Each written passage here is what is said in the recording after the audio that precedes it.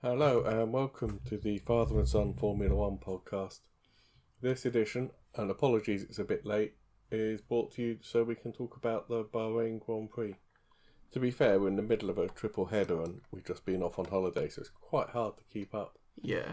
I'm the father in the title. I'm Graham Miller. This is my son Toby. Hello. So the Bahrain Grand Prix. Yes. You know what I really remember about this? What? Your mum came downstairs, my wife, and took one look at the timing boards and went, "What on earth is going on? I have no idea who any of these people are." But that was during FP1, wasn't it? Yeah, FP1. Yeah. Because in FP1 we had, I think I'm going to say 6. Yeah, I think so. Because this year I think they've doubled the amount of FP1 money you have to give to rookies. Yeah. So we had Iwasa for Red Bull, who I think, did he get Max's car? It looks like it, because Sonoda was in t'other Red Bull. Yeah. Iwasa, he's a Formula 2 level. He's currently doing Super Formula. Oh, okay. That's a Japanese formula, isn't it? Yeah, it's like Japanese... it's Japan's highest level single-seater racing. Yeah, we had Frederick Vesti in the Mercedes. Mm-hmm. We had this weird guy, Ryo Hirakawa. He did do an FP1 last year, I think, in Abu Dhabi, Hirakawa. Well, the reason I say he's weird is that he's in his 30s. Yeah, he's 31. He's a dinosaur. And we're used to the rookies being like 18, 19, 20-year-olds who are making their way up through F2. Hirakawa's he's won Le Mans, I think. Yeah, I was going to say that. I'm sure he's won Le Mans and he's done... Lots of sports car racing, it looks like. Yeah. He's a bit like Hartley.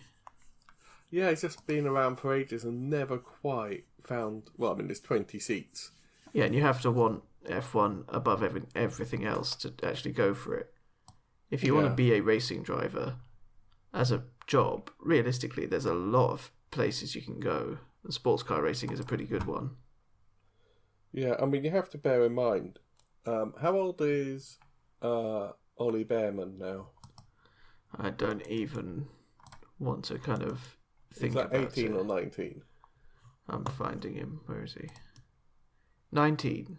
But when he got signed with Ferrari as a test driver and a reserve driver, he moved to Italy. And I mean, he can't have been 17 or 18. He was 16.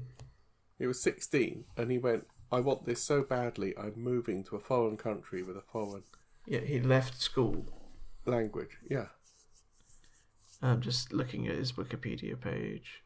So yeah, that you're right. That is the kind of absolute level of belief and commitment you need. And it worked. And it worked, but I mean... Because these kind of Behrman's being sized up as Hamilton's eventual replacement at Ferrari. Yeah, and again, they're doing the sensible thing. They're running him in the house.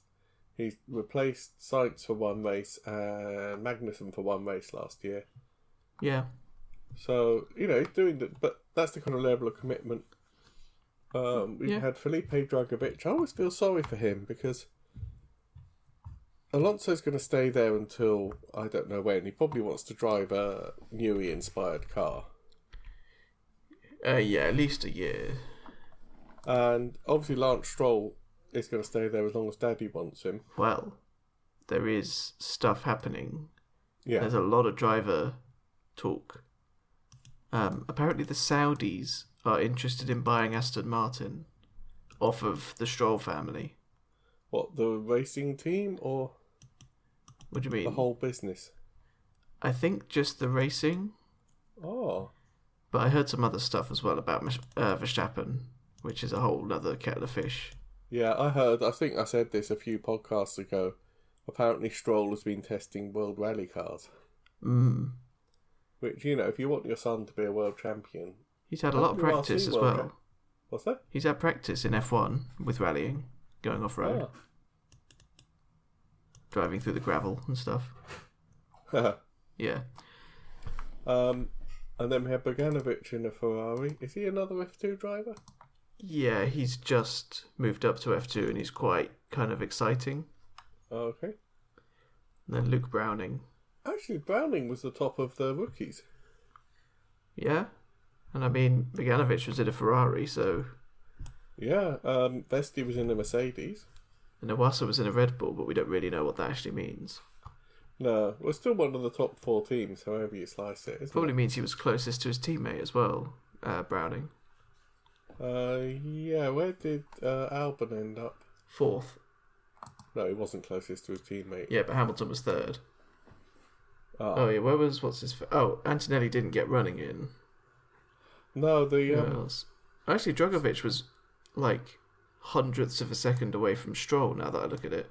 Yeah, he was the closest to his teammate. Drogovic is properly good and kind of underutilised. Yeah, and I do feel sad for him that he is kind of stuck, as I say, being reserve driver for a team where there's no kind of space to move. Yeah, although Alonso's not been doing as well as he should have been recently. No, to be honest. These first 4 races... He's really not been there. Yeah, I mean, spoiler alert again for the race we're going to talk about, but at the moment, Aston Martin have 10 points, and that's all from Lance Stroll. Yeah. He's one of 4 drivers not to score any points, is Alonso. And to be fair, the amount of flack that Hamilton gets for, is he over the hill, he hasn't got the speed, why doesn't he just retire? Yeah. All of that could easily be applied to Alonso. It's just because he's not in a kind of premier top 4 team. Yeah, it's weird. It's tough to say whether he is over the hill or the Aston Martin really is rubbish. I think it's a bit of both. Yeah. I mean, now they've got Newey on board. Yeah. I would kind of guess a lot of their focus is going to be on the 2026 car. Well, they've said Newey's actually not touching this year's car. Yeah. Newey is only focusing on next year's car, 100%, which makes sense. They are truly sacrificing this year. Yeah. But, I mean, you say you can't tell if he's over the hill or not, but unless he starts beating Stroll... Yeah, because it's Stroll. I mean, yeah, to be fair, Russell is up against Leclerc. Not Russell, my brain. Hamilton. Hamilton... Actually, Russell is up against Leclerc. He is in the championship overall, yeah, but... Yeah. Yeah. So Hamilton's comparison is actually, arguably, I mean, I know nobody says he's one of the best, but, you know, he's being compared to Leclerc, who's been well bedded in with that team for 6 or 7 years. And Leclerc is up there. He's really, quite good. Well, we did that analysis in pre-season testing where his points scored per race start was basically on the boundary between multiple world champions and single world champions, or like 1 or 2 championships. Yeah. So yeah, Leclerc is a proper driver, shall we say. Yeah, he's quite good. I'm looking through the rest of the timing sheets from pre-practice, and I don't actually think an awful lot of great excitement happened. I don't know what you think. No, I don't remember anything specific. I mean, the McLarens were fast. Yeah, Piastri, and then Piastri ahead of Norris again. Norris was ahead of Piastri in the first practice. And again, the Mercedes and the Ferraris were fighting it out for the next points. Red Bull seemed to be quite... I mean, I just looked at one FP session and Max was 0.8, 0.8 off the pace, which is kind of frightening for somebody like that. Yeah. It was Red Bull not fast at all. No. Now the qualifying... Yeah, I'm trying to remember what happened in qualifying. Well, what was most interesting is up until Bahrain, the widest gap in qualifying was a ridiculous 0.084, or 84 thousandths. That was between first and second, yeah. This time, from absolutely nowhere, Russell threw in an epic lap. Like one of his proper Mr. Saturday laps. He was just right on it. Yeah. and split the two. McLarens. Actually, he didn't. Oh no, Lando Norris just. Yeah, Norris had nothing really. I think he made. Although mistakes. I say that he was less than a tenth off Leclerc actually, who was in third.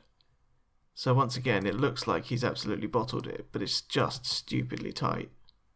Yeah, I mean, if you add a second onto Piastri's pole time, you get to 30.8, which is actually ninth. Top 9. Which is ridiculous. So yeah, I mean, we say it was wider spread than before because there was more than 84 thousandths in the way, but it's still like 0.15. It's a decent gap at the top. I mean, it was a monstrous lap from Piastri. Yeah. But then again, there's there's 7 tenths between Russell and Hamilton in ninth. Yeah. So it's ludicrous. So it's not. It's in a way, it's not really Lando's fault. Or no. At the same time, he just had a slightly subpar lap, and it had much bigger consequences. Yeah, and I mean that's been the story of the season, I think, because it's the end of the regs and everybody's optimised them as much as they can. Yeah, you get something wrong in one corner, a tiny lock-up, a slightly wrong angle at entry, take too much curb.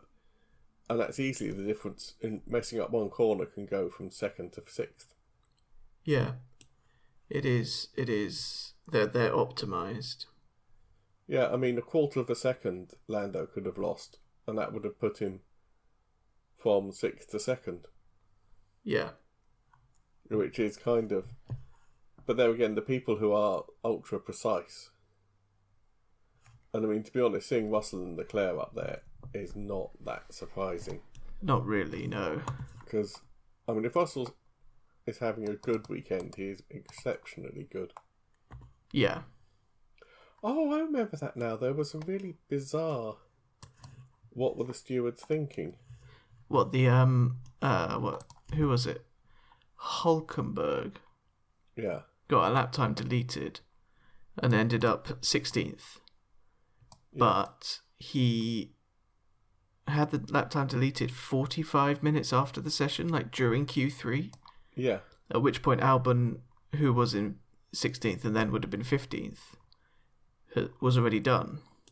Yeah. He didn't get through and compete in Q2, which he should have done. Yeah. But then I'm looking... Yeah. It just like nobody even kind of... They kind of mentioned it and then just went, anyway, and moved on. Like, yeah, I think they did talk about it, the commentators later, like that should have been done a lot sooner. That was not really right. No.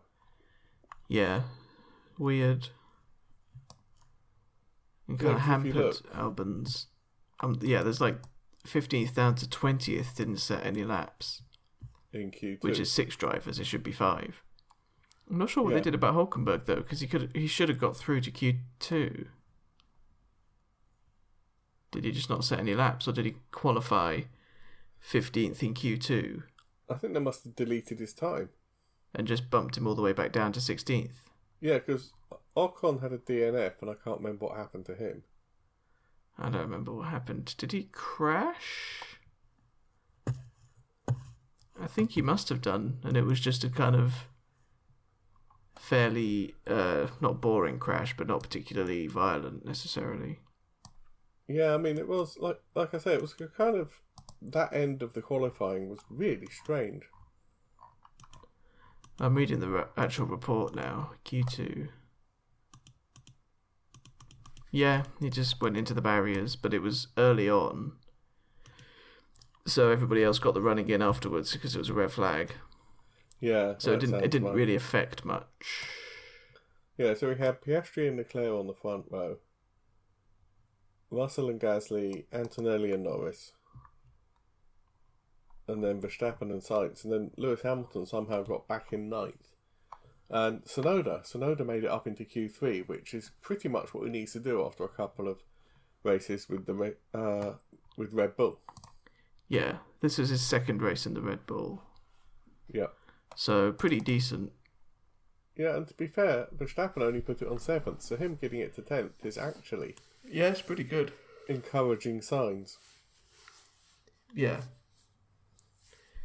Yeah, because you've got Ocon and Albon didn't set a time to get 14th and 15th, technically. Yeah. Weird. Behrman had a really awful lap and came in 20th. Yeah, just slowest on pure pace. Alonso did do better than Stroll. He did out-qualify him quite a lot. Yeah. Hadjar did well. Doohan was in 11th, which is commendable. Yeah. I mean, I don't like being mean about people, but it does appear that Lawson, for whatever reason, just isn't fast at the moment. No, I mean, he's certainly not faster than Isaac Hadjar, which is a bit of an interesting position. That means they're both kind of technically, neither of the people in Racing Bulls have done a full season, so... Well, yeah, that's kind of the problem. They really should have put Tsunoda in the Red Bull from the beginning, because he's got so much more experience. Yeah, but then it'll also be interesting to see how Racing Bulls plays out, because most teams, if they're putting a rookie or somebody with that much experience in, will put a wiser head in there. Yeah, like you've got Antonelli with Russell. Yeah. Doohan's with Gasly, who's been around for a while. Yeah. What else? Bortoletto's with Hulkenberg, who's been going on for yonks. Yeah. And then Ocon and Behrman. Yeah, even Piastri is kind of got Norris, although I think Piastri's kind of got the measure of him already. That's much more sort of even, I think. Well, it is, but don't forget this is only Piastri's third season. Yeah, but actually Norris has been around almost as long as like Gasly, I think. Yeah. Yeah. And then in the Racing Bulls, I really wish they'd give them different names. And I wish they'd just they should have just kept it as Toro Rosso the whole time, to be honest. Or AlphaTauri, either would be good. Yeah, I prefer Toro Rosso. I think it's just...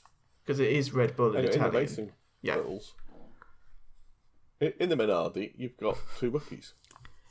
Yeah, you've got two drivers who've done like 15, 20 races between them or something. Yeah, and there's no kind of... There's no benchmark. There's no veteran. It'd be interesting to see how that plays out if they do kind of, lose their way a bit. I did see some memes, actually, which was like Verstappen demoted to Red Bulls after P6 in Bahrain. And then like the quote from him was like, actually, it's probably an upgrade. Yes. I do kind of want to see him drive it for a race to see it. Because that's like the ultimate data then, isn't it? Like, is he actually that good? Is the Red Bull bad and the RB fast? Where is everybody? Oh, was it Max who said, oh, well, if I was in the McLaren, I'd be winning everything? Yeah. And then Norris said, well, come on and have a go. And then Piastri said, I've got my own car to drive. I don't care what anybody else says. And then Piastri also said, I'm not going to sit here and pretend we don't have the fastest car, because we do. Yeah. I'm just looking at the times, actually. Everybody gained a lot. Like a 31.3 from Piastri in Q1, and then a 29.8, which is like 1.5 seconds. Yeah, I think it's a combination of rubbering in the track, learning the track. It was cooling, I think, as well, because it was nighttime. Oh, yeah. Coming into the window. Yeah. For the race overall, after the kind of disappointment of Japan where nothing happened. Especially after I woke up at like 5 a.m. for it. Yeah, it was really. The actual race in Bahrain, I don't think until the last... I was going to say the last few laps, you couldn't really predict who was going to win, but even then it was a bit... I kind of figured Piastri would hold on to it. Yeah, I mean, to be fair... It was more like you couldn't predict who the podium was going to look like. No, once you give Piastri clear air and a fast car... Yeah, he's untouchable, really. Yeah. So I think... I mean, the race... you had Russell with his massive problems with his electrical system. Actually, did you see the reports on that afterwards? No, I don't think so. Well, they said it actually started about halfway through the race. Mm-hmm. It wasn't even like... Because we saw in the last 10 laps, they kept giving him different instructions. Yeah, and he said... Did he have a light come on, or was that Leclerc? I don't remember. Someone had a light come on their steering wheel that they didn't know what it was for. Oh, okay. But I think he had a brake-by-wire issue, so he was braking differently. Yeah, I mean, that actually on its own is Yeah. Terrifying. His brake-by-wire gave up and he went to a different brake-by-wire system. Yeah, like a backup. Yeah. He had... his transponder failed or just broke. Yeah, his transponder wasn't sending it. And what's interesting is that actually messed up Piastri and Norris as well, because it was Piastri in first, Russell in second, and Norris chasing him in third. Yeah. And what that meant was, because the computer didn't know where Russell was on the track, it didn't know who was within a second of him. I mean, I think Piastri was always miles ahead. But you can't know that for certain, because if Piastri spins or goes off-road or beaches and ends up a second ahead of Russell, the computer needs to know that. Except it didn't, and by the end of it, Norris was about 0.7 of a second. Off of Russell. Yeah, it looks like it. Yeah, pretty much. Like 7/8 tenths. So technically he was in there. Yeah. He would have had DRS, but I mean, I think they kind of did it manually. Well, you saw on the timing screen, Russell's transponder failed about halfway through. Yeah. And it went down to the bottom and then up, and it went all over the shop. And I noticed that. And they said they had an optical backup, which I think means it went back to the 1970s. It went back to somebody looking at the cars with a stopwatch and writing it down. Yeah. And you saw they had the temporary sort of top 10 after lap X graphic in the bottom right. Which I think was Sky doing it, not... I don't know. It could have been. Anyway. But the other thing is, they activated...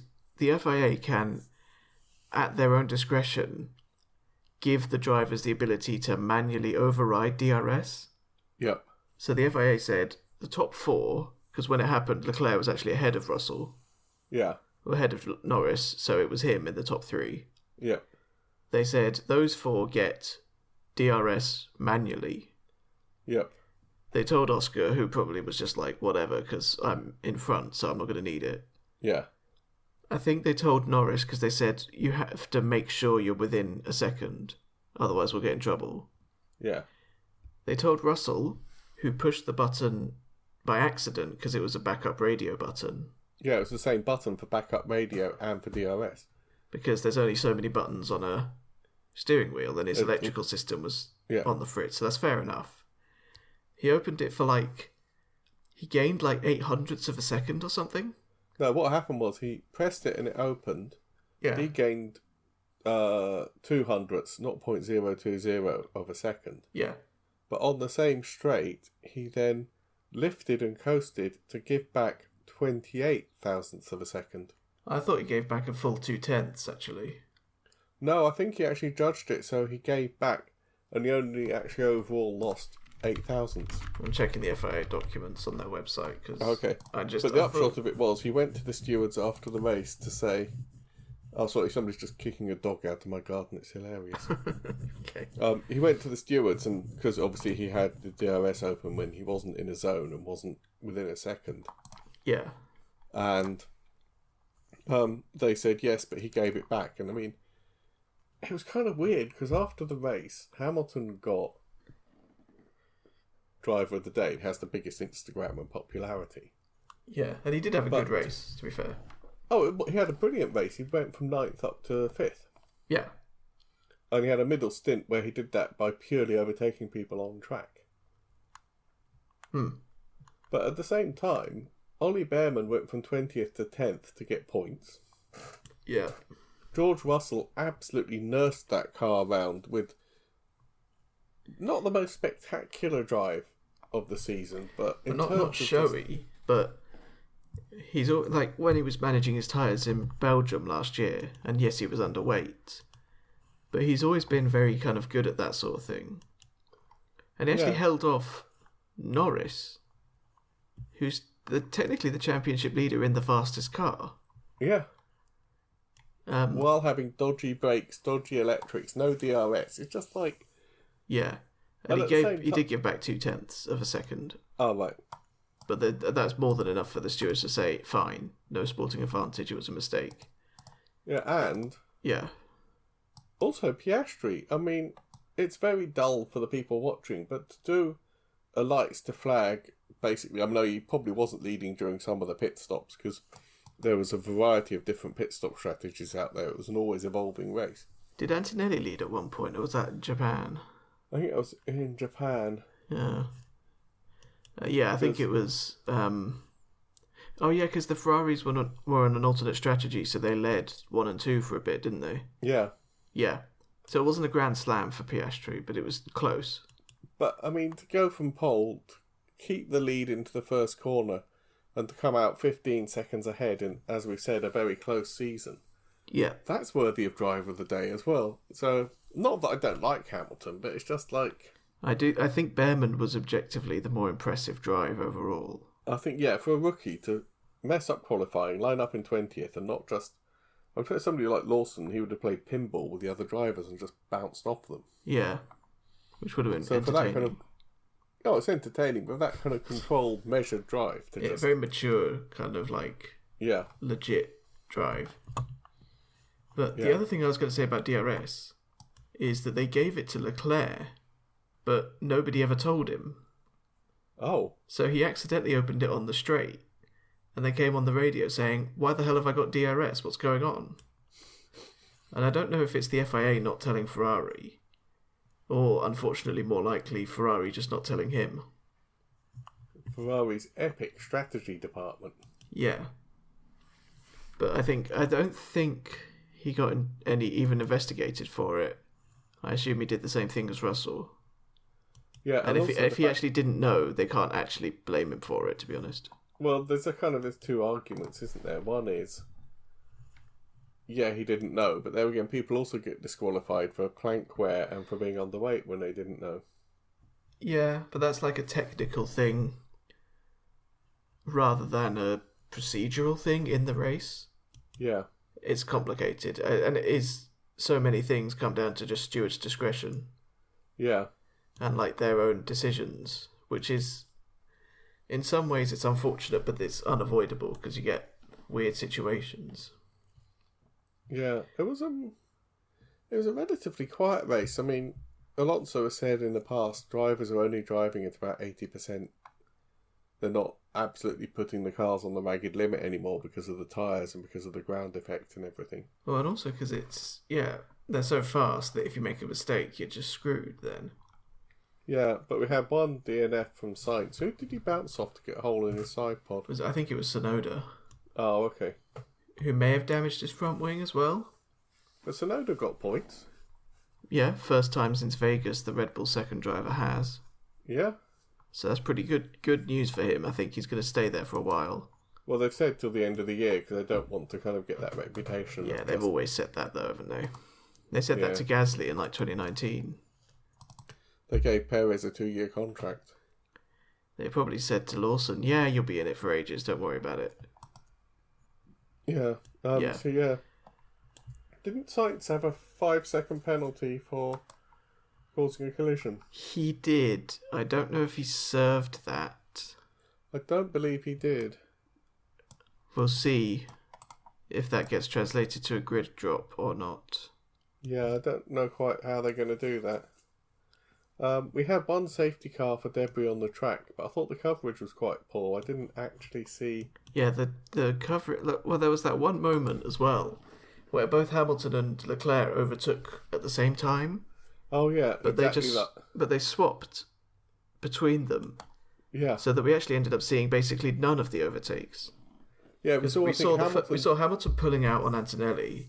Yeah. And then we sort of saw Leclerc halfway through his move against Norris or whoever it was. Yeah, kind of making it stick.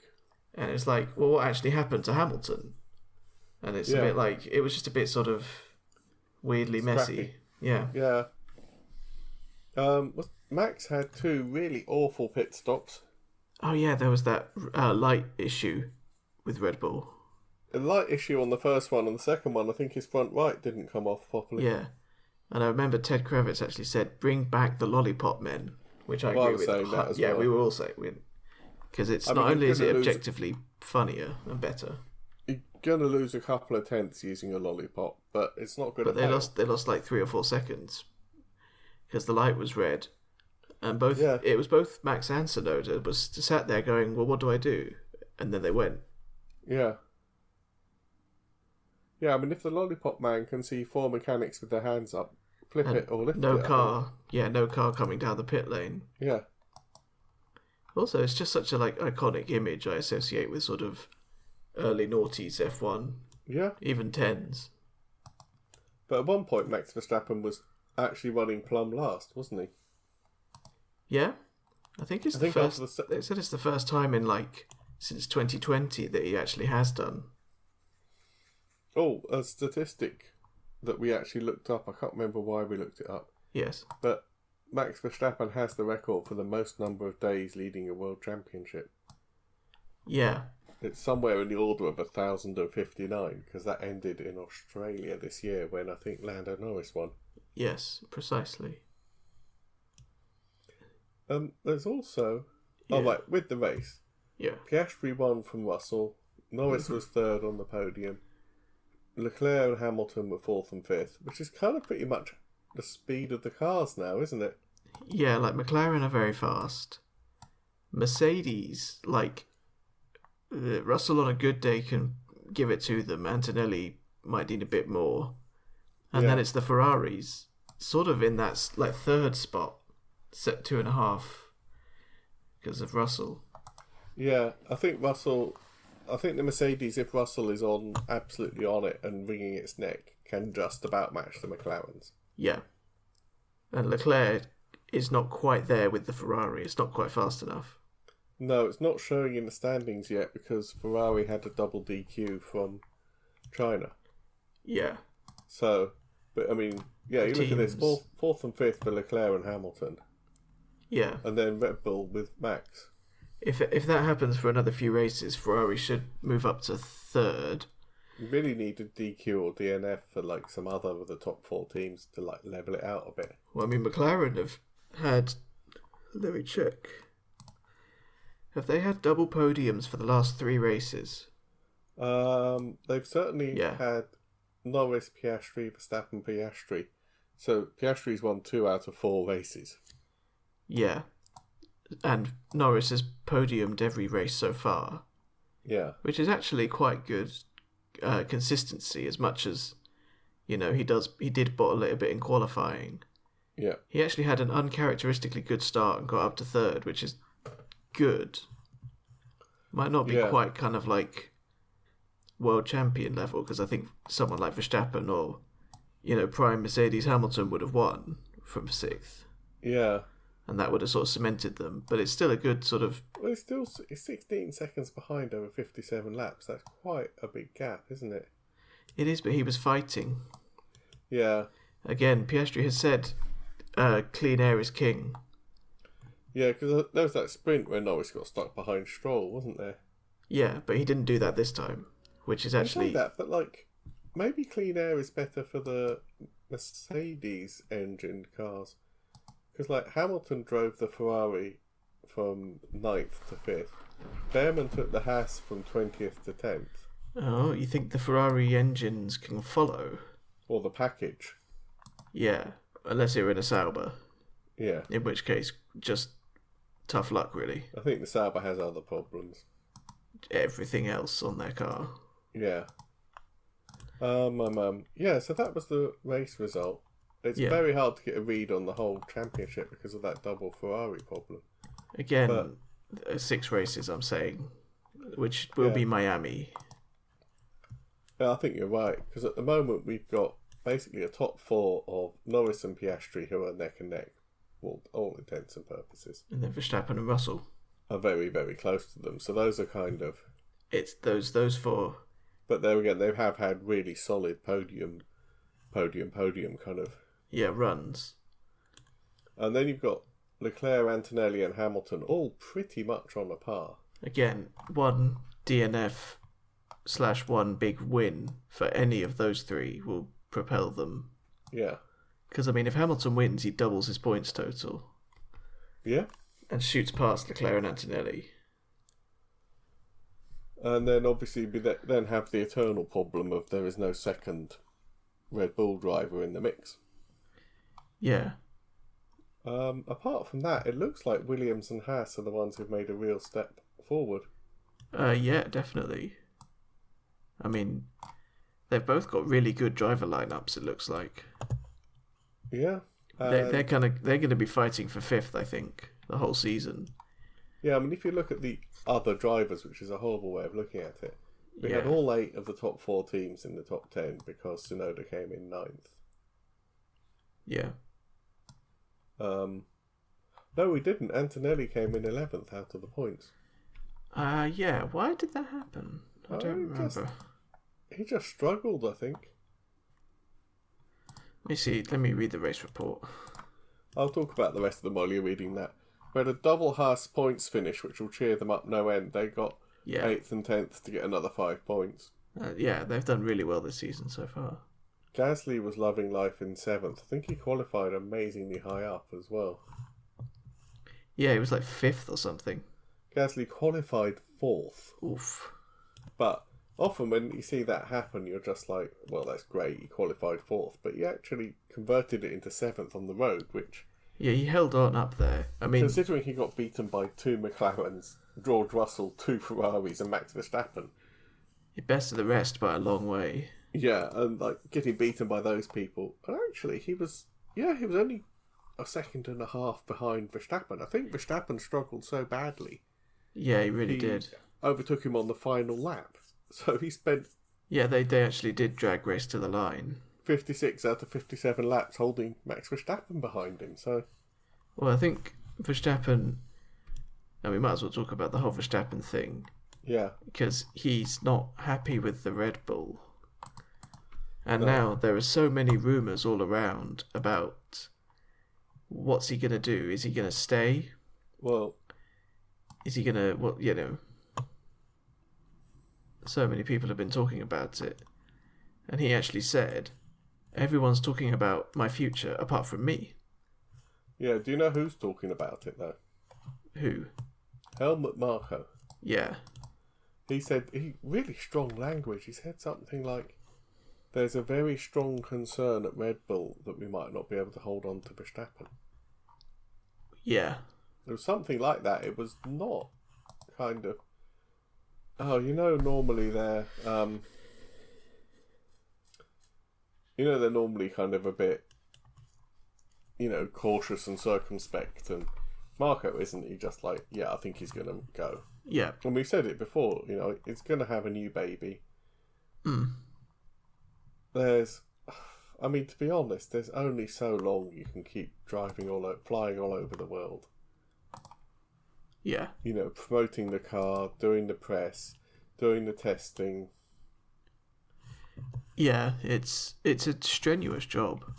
Yeah. I mean, like Rosberg talked about what it took for him to beat Hamilton. Yeah, I think he said after like 6 or 8 races when he realised there was a chance, he just basically put his girlfriend on pause, phoned his family up and said, I'm really sorry, I'm not going to talk to you for 8 months. Yeah, but also she had to deal with everything else. I think they had a kid at that point. Yeah. So... She basically did all the childcare and everything. Yeah. Well, they were married at the time, actually. But yeah, it's just like, I'm just going to sacrifice everything. But then also, I think he realised, I can't do that full time. No. So once he won, he just retired and said, that's it, I've done it. And there are ridiculous numbers being thrown around as well. Yeah. The headline I saw was that Aston Martin offered Verstappen $300 million. I heard 264, but that might be dollars converted. That's probably pounds. Yeah, that's probably a conversion. Yeah, for a 3-year deal. Still, that's like above the cost cap. Yeah. Like that's the entire cost cap for one driver. But again, the thing is, I don't think he'd go for it because I don't think he actually cares about money that much. I think he's probably, in his income, he's probably into the kind of Raikkonen bracket where if the car's good to drive, given what he's been through at Red Bull, I would say if the company culture is nice and nurturing, and and somewhere where you want to work.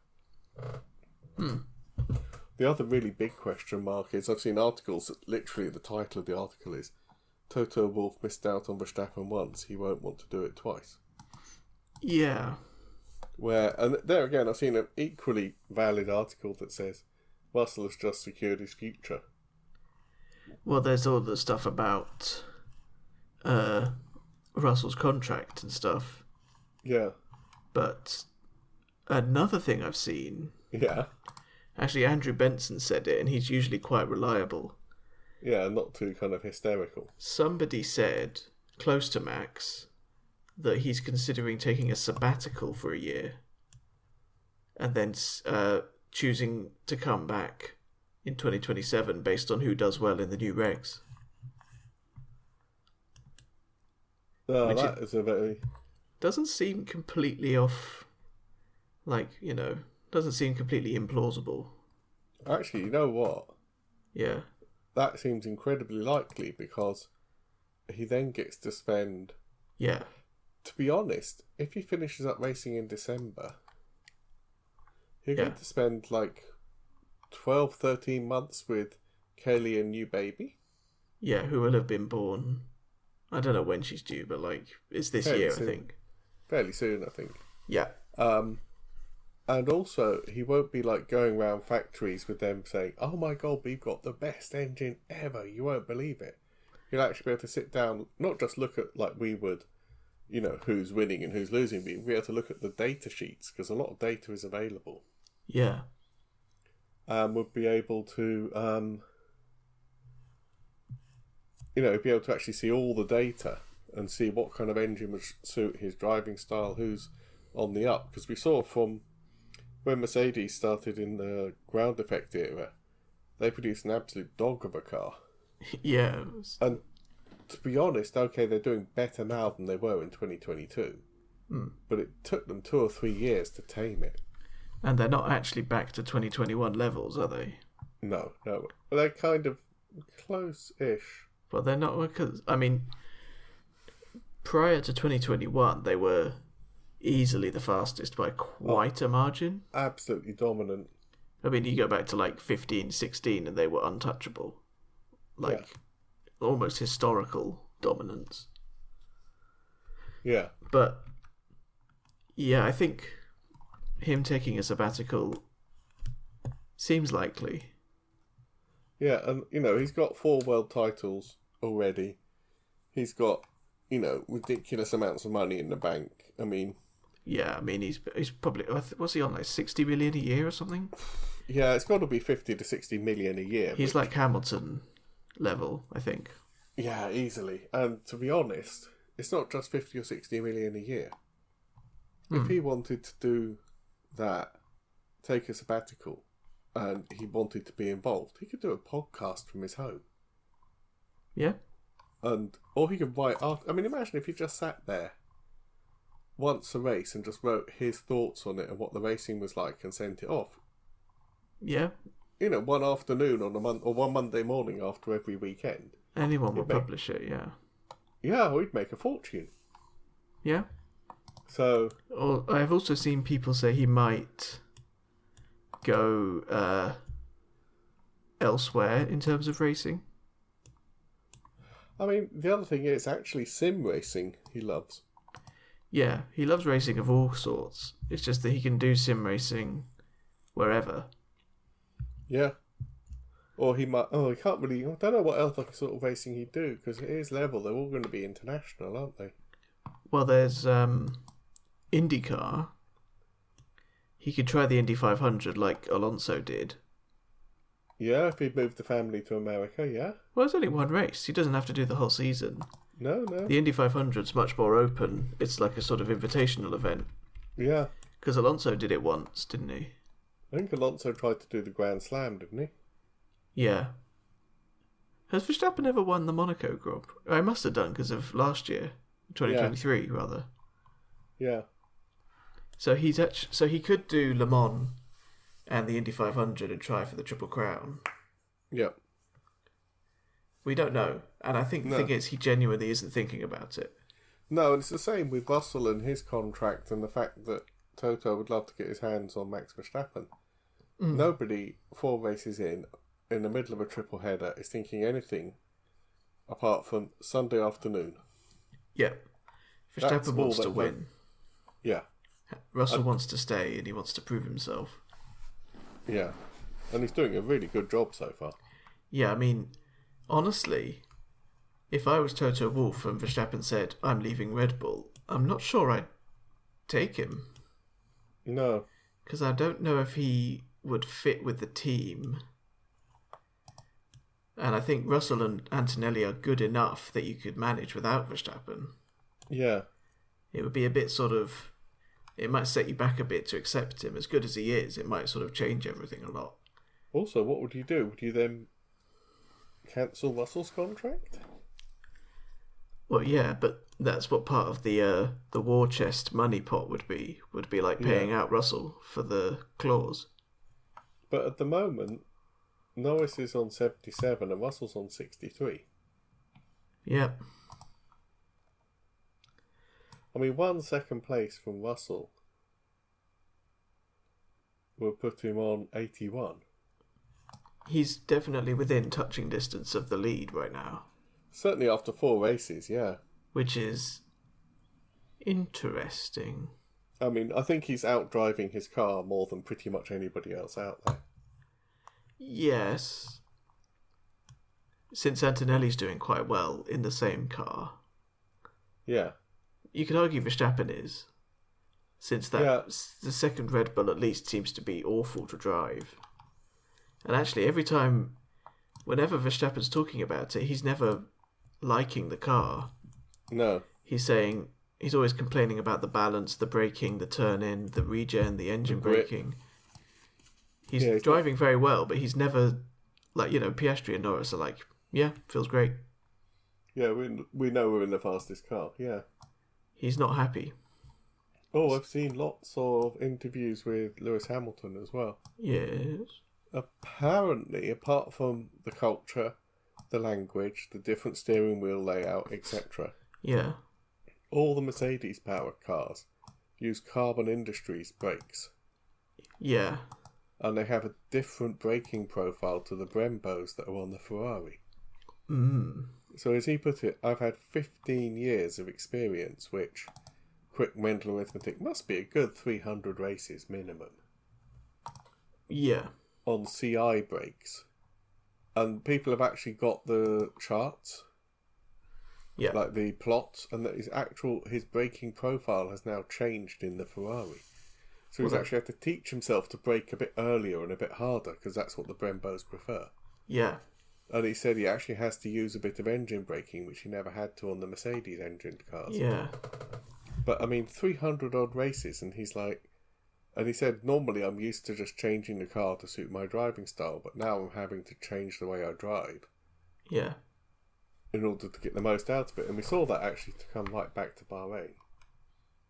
That second stint, because they did, I think everybody was heading for a 2-stop strategy. Yeah. And then there was that debris on the track, and we had safety car, full safety car with, I think, probably about 20 laps to go. 26-7? Because they put Russell on the softs, and he said that's audacious. Yeah, which is a great word to use in the cockpit. Let's props to that. I mean, it was under the safety car, so it wasn't like on the edge. No. Otherwise, everybody stopped on lap 32 looking at the summary. Yeah, I remember everybody. Because then Ferrari did a medium to hard. Yeah. That second medium stint? Yeah.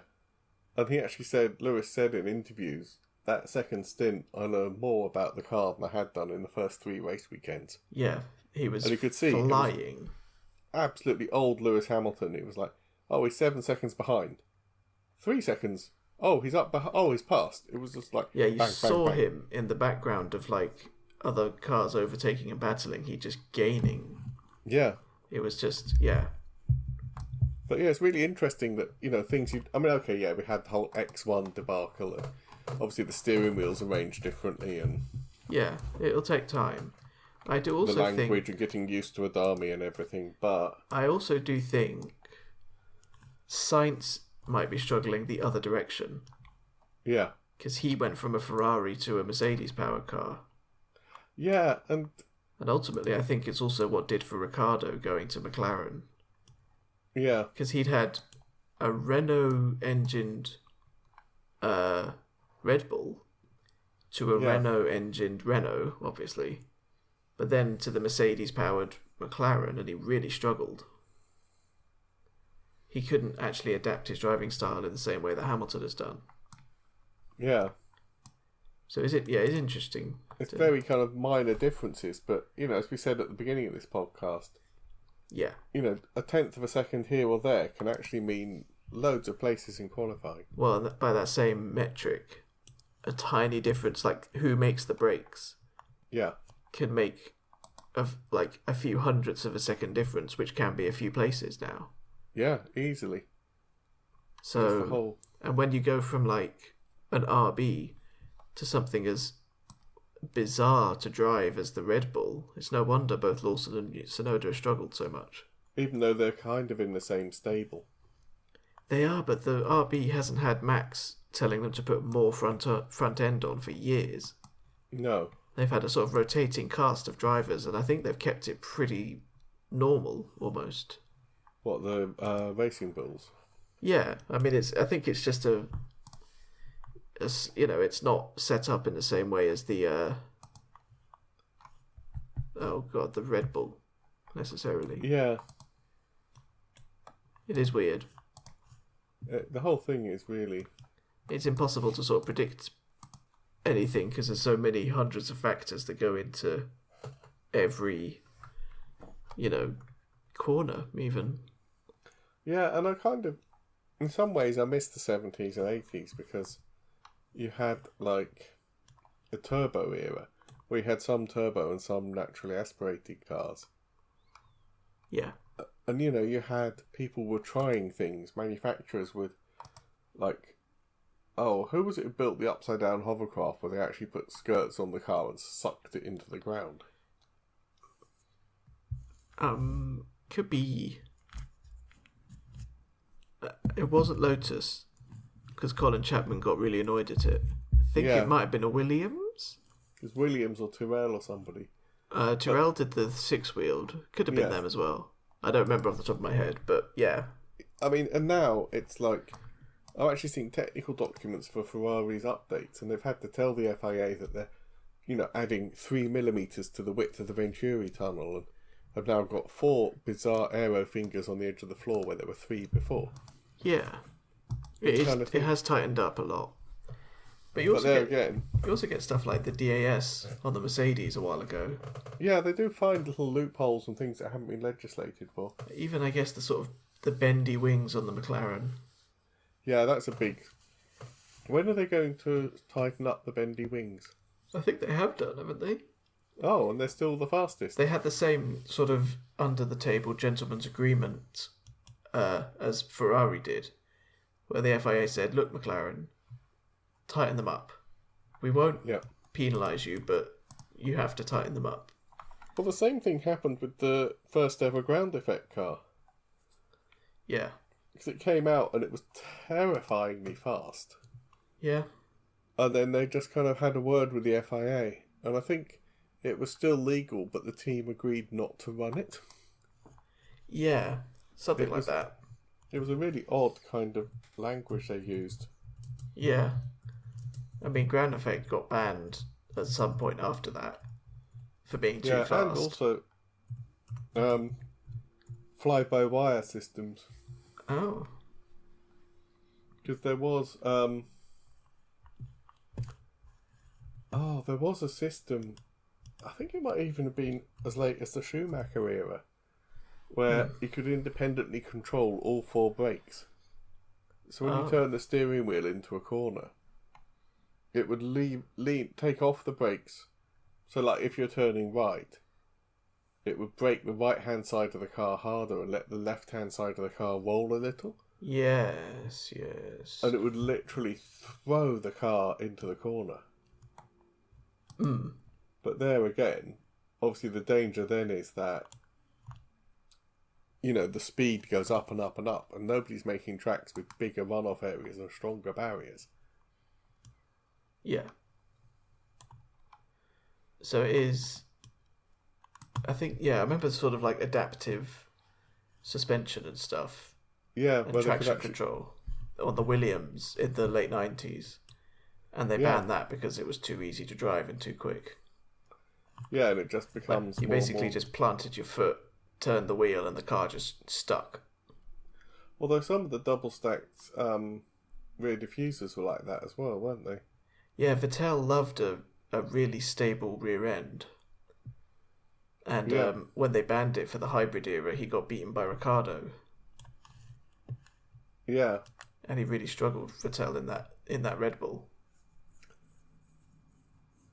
Yeah, so it is yeah, I've always thought the cars are very kind of fixed in a way, but they are. We have had some divergences. You remember when they did in like 2018 they had inflow versus outflow. Oh yeah, inwashing and outwashing. Yeah, before they got ground effect. Yeah. And even then, Mercedes tried to do the no side pods thing. Didn't work. Yeah. And there was like the Racing Point that basically copied the old Mercedes. Yeah, you're right, the pink Mercedes. Yeah, because they had the same shaped nose and everything. There is. I think maybe with the next regs it might get a bit more spread out. Yeah, I do agree. I think that what's happened now is that the regs are too uniform because there's just one fastest way. It's like solving a puzzle. Yeah, and that they've been solving it for 4 or 5 years. So they've all come to the same. Oh, solution. This is roughly what works with ground effect. I can't remember if we said this last week or not, but there was a crisis meeting with Red Bull. No, with the FIA and the engine makers, because they feared that some people may have sussed the new regs and other people haven't, and you could have. Well, lovely expression. They said, you could have a mobile chicane. Yeah. Like, again, like the era when there were turbo and naturally aspirated cars on the track at the same time. Yeah. The NA cars would be so slow that the turbos would just be weaving through them like they were a mobile chicane. Mm. But again, that's kind of terrifying that the first tests of the new reg cars will be probably in December, and we're halfway through April. Yeah, they haven't sort of figured it out yet. And the fact they're even talking about making changes now is kind of... I think next year is going to be massively fascinating. Yeah. But I've also heard or seen that Mercedes ran a simulator test. Yeah. And it ran out of electrical power halfway down a straight. Oh. And ended up just limping the rest of the straight with only the ICE, which is only like 500 horsepower. Yeah, because they're going to go for a 50-50 electrical to internal combustion split. Yeah. So if they don't have huge batteries, that could be right. Yeah, but then again, it's April. Yeah. They do still have time and people working on it. But something like increasing the capacity of the batteries by that much is going to affect the weight, is going to affect the packaging. Yeah. Well, again, it's going to be fascinating to see. Yeah. The rumours are, bizarrely, that Mercedes have got it sussed, which is almost the opposite of what you've just said. Well, again, I don't think there's any... They're not going to say, are they, explicitly? No, but I think there's rumours floating around the paddock that Mercedes are the ones to watch. Yeah. Anyway, this was a very late... Yeah. Well, it was a triple header, and we were on holiday. Oh, yeah, I'm just looking at the time and thinking I might go and get a snack and get Now TV fired up. And yeah, we got qualifying happening imminently. Yes. For the Saudi Grand Prix. Which we'll then be talking about probably on Monday or Tuesday. Well, it's not another one. This is the end of the triple header. Yeah. So 2nd of May, we've got a whole week. Yeah. So we can relax a bit, finally. Yeah. Okay then, I think, should we draw it to a close there? Yeah. I think okay then, well thank you for listening to the Father and Son Formula 1 podcast. I'm Graham Miller. If you like a nice thriller mystery book, look up Graham H. Miller. I've got socials and search engines fairly well dialed in. Toby is the official Tibby gaming YouTube channel. It's actually going quite well at the moment, isn't it? Yeah, pretty good. Again, if that's your thing, go and look for him. He's very easy to find. Mm-hmm. And we will talk to you in a few days once we've watched the Saudi Grand Prix. Yeah. Goodbye. Okay. Bye.